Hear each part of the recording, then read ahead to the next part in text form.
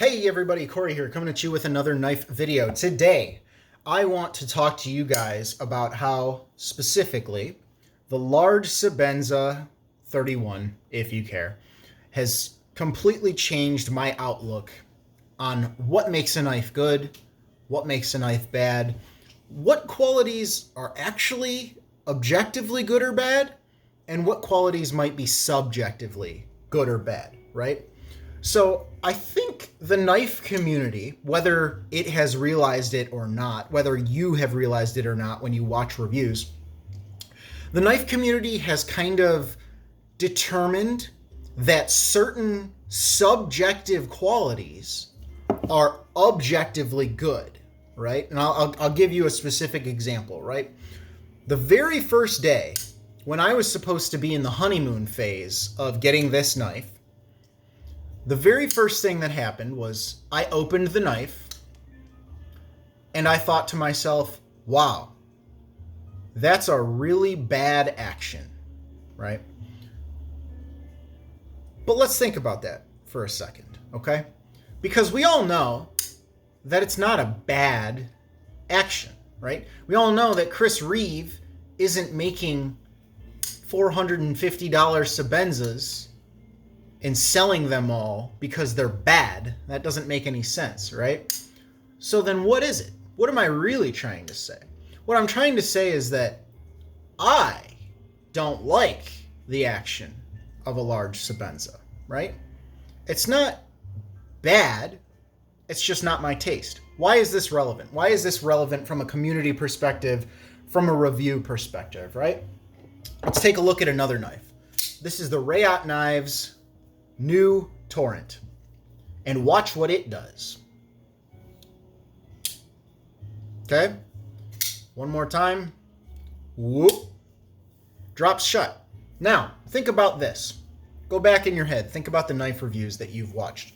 When was the last time you saw someone whip out a knife like this and they go, oh my god, look at that action, it just drops shut, that's amazing, this action is awesome, right?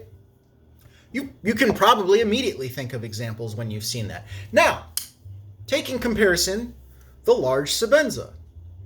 When was the last time you heard someone go, oh my god, it's so stiff, it's so firm, it doesn't move at all when I shake it. Oh my gosh, that's amazing, right? You've probably never heard someone say that.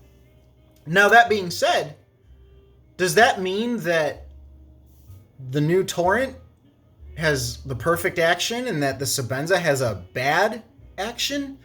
Well, no. Off the top of our heads, we can probably all agree, well, wait a second. We know the Sebenza doesn't have a bad action.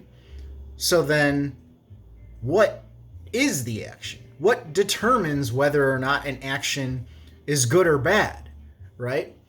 There are so many things. And this is what the Sebenza has taught me. This is what the Sebenza has made me realize.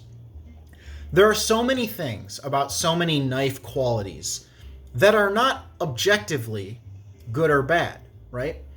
Some people like a drop shut action. If you do, then a knife with a drop shut action is better for you. If you don't, then maybe a knife like the Sebenza with a smooth, stiff rollout action is better for you, right? There's another trend going through the knife world, and this is the last example I'll use because I think you get where I'm going with all of this. The lighter, the better. Oh my gosh, how did they make this knife that was this big, this light? There's just this idea, and everybody loses their mind. Nobody ever loses their mind when they say, oh my gosh, this knife is so heavy. It's so sturdy. Wow, that's crazy. I've never felt a knife so heavy and sturdy. No. But what do they do when they get a relatively larger knife that's light? They go, oh my god, it's so light. Guys, this is crazy. It's amazing. It carries so well, right? But again, what is that? Does that mean the lighter the better? Because if you ask a bunch of reviewers on YouTube, that seems to be what they believe. But I'll tell you, especially me personally, I don't like light knives. This Reeve This is 6.1 ounces. This is the heaviest knife I own, and I love it. I like heavy knives. I like substantial knives that feel like tanks. So what happens when I stumble across a video when someone's going, oh my God, the knife is so light, it's amazing? There's immediately a disconnect between me and that reviewer, right? Because I'm sitting here going, I don't want a light knife. Why do you say it's amazing just because it's a light knife? What if some people like a heavier knife? That's why I never say in my reviews, I never go, this is really light, it's good, or this is really heavy, it's good. I don't want no light bitch knife, you know? Because that's a personal opinion. That's subjective, right? So who is any reviewer on YouTube to tell you this action is good because it drops shut? This action is bad because it doesn't drop shut, right? Because that's the funny thing, right? Let's think about that for a second. If it wasn't a Sebenza, right? Let's think about a Sebenza specifically. My Rat 2, my Ontario Knives Rat number 2 for $40, it doesn't drop shut.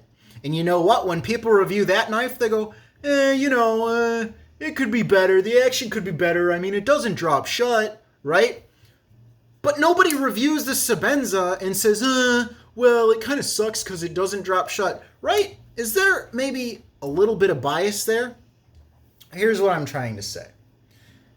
Be more mindful when you're watching review videos. Be more mindful when you're thinking about what it actually means for a knife to be good, right? Even from an ergonomics standpoint, right? Someone might like a knife like this, like the Sebenza. It's very straight, right? There's no contouring.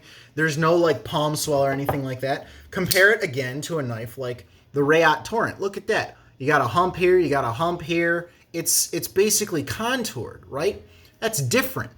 But I'm not going to say that the Rayot ergonomics are better than the Sebenzas just because it has a shape to it, right? I'll tell you that it's something that you should consider, and you should consider whether or not you like a contoured handle or if you like a straight handle. But to just objectively say, the ergos on a straight knife are bad. The action is bad because it doesn't drop shut. The knife is bad because it weighs too much relative to the hand or the blade ratio. It just doesn't make sense, right? So keep that in mind when you eventually watch my review of the Sebenza. And I'm going to be keeping that in mind as I go forward, because I'll admit, I used to be one of those people who just chased a drop shutty action.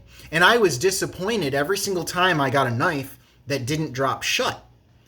But that didn't make the knife bad. And there may have been a time in my knife collecting career when I thought that it did make the knife bad, right? But just because I don't like something doesn't mean you won't. And just because you love something doesn't mean I will, right? Remember this when you're watching these YouTube reviews. Don't just listen to someone who says, it's too heavy, you won't like it. Don't tell me what I'm going to like. Don't let anyone tell you what you're going to like, right? Figure out what you like. Use that to make educated decisions about your purchases. Guys, I hope you understand where I'm coming from. I hope you found this entertaining. Stick around for the large Sebenza review. It's going to be interesting.